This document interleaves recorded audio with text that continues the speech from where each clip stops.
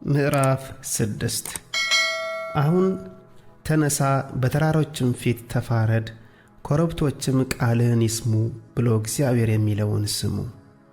ተራሮች ሆይ፣ ጠንካሮች የምድር መሠረቶችም ሆይ፣ እግዚአብሔር ከሕዝቡ ጋር ክርክር አለውና ከእስራኤልም ጋር ይፋረዳልና የእግዚአብሔርን ክርክር ስሙ። ሕዝቤ ሆይ ምን አድርጌሃለሁ? በምንስ አድክሜሃለሁ? መስክርብኝ። ከግብፅ ምድር አውጥቼሃለሁ፣ ከባርነት ቤትም ተቤዥቼሃለሁ። በፊትም ሙሴንና አሮንን ማርያምንም ልኬልህ ነበር። ሕዝቤ ሆይ የሞዓብ ንጉሥ ባላቅ የመከረውን የቢዖርም ልጅ በለዓም የመለሰለትን አሁን አስብ።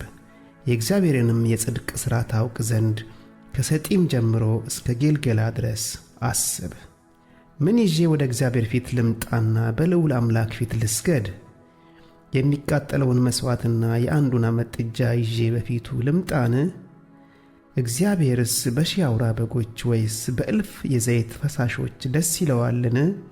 ወይስ የበኩር ልጄን ስለ በደሌ የሆዴንም ፍሬ ስለ ነፍሴ ኀጢአት እሰጣለሁን?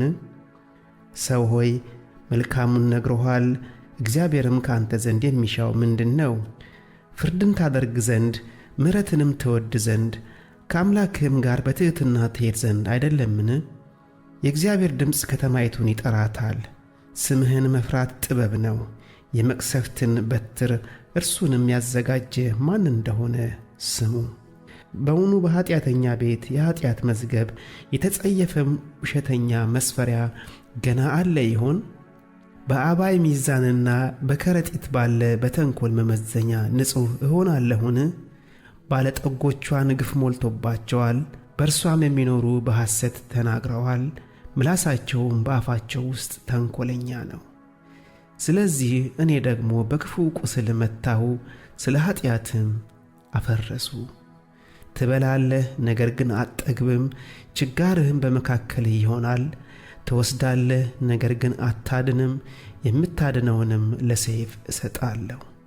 ትዘራለህ፣ ነገር ግን አታጭድም፣ ወይራውንም ትጨምቃለህ፣ ነገር ግን ዘይቱን አትቀባም፣ ወይኑንም ትጨምቃለህ፣ ነገር ግን የወይን ጠጁን አትጠጣም። አንተን ለጥፋት በእርሷም የሚኖሩትን ለማፍዋጫ እሰጥ ዘንድ የዘንበሪን ሥርዓትና የአካብን ቤት ሥራ ሁሉ ጠብቃቸዋል። በምክራቸውም ሄዳችኋል፣ የሕዝቤንም ስድብ ትሸከማላችሁ።